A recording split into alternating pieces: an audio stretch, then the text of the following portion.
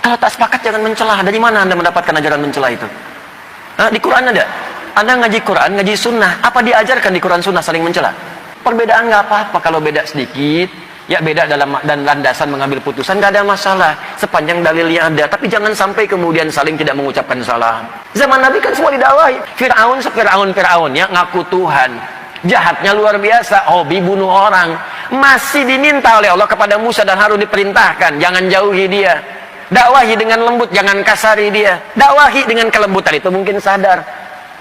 Teman ente itu bukan Firaun, nggak pernah ngaku Tuhan, sama-sama ke masjid. Kenapa Anda jadi kasar?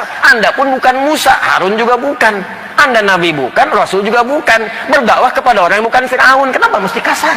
Kalau berbeda pendapat, kemukakan semua pendapat ahli mazhab, sudah itu silahkan jamaah yang memilih. Berbeda pendapat dalam Islam itu hal yang lumrah.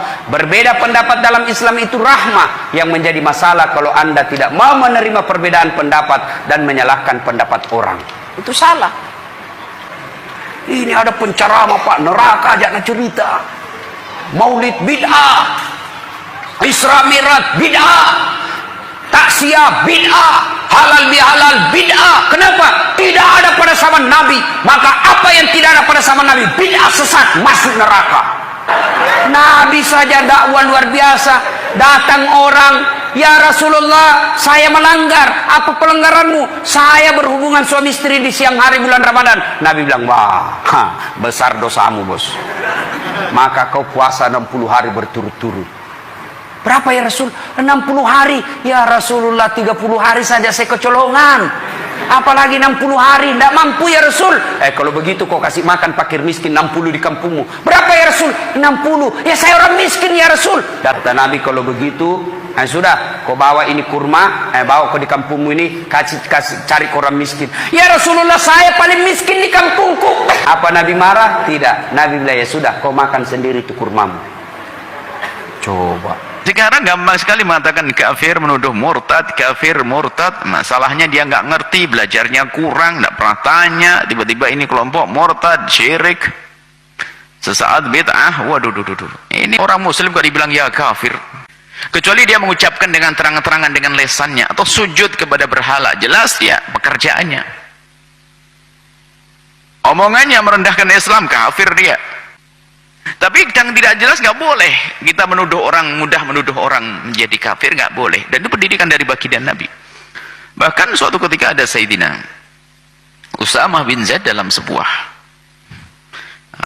peperangan begitu, ada satu orang itu di saat sudah bisa dipegang oleh Sayyidina Usamah bin Zaid, mau dipenggal lehernya itu, tiba-tiba mengucapkan asyhadu an la ilaha illallah atau la ilaha illallah, dipenggal lehernya.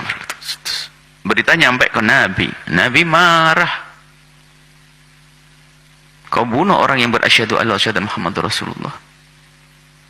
Dia mengucapkan itu karena takut dengan pedangku saja ya Rasulullah. Afala syaqaqta ala qalbih? Memang kau sudah belah dadanya, kau lihat hatinya sampai kau tahu iman tidak iman? Dimarahi Sayyidina Usamah bin Zaid, ngomongin orang kafir nih. Sudah bersyahadat atau dikafirkan, dimarahi oleh Nabi sampai nyesalnya Sayyidina Anas, Masya Allah. Kalau ada orang Islam mengkafirkan orang lain, ternyata orang itu tidak kafir, maka dialah yang kafir.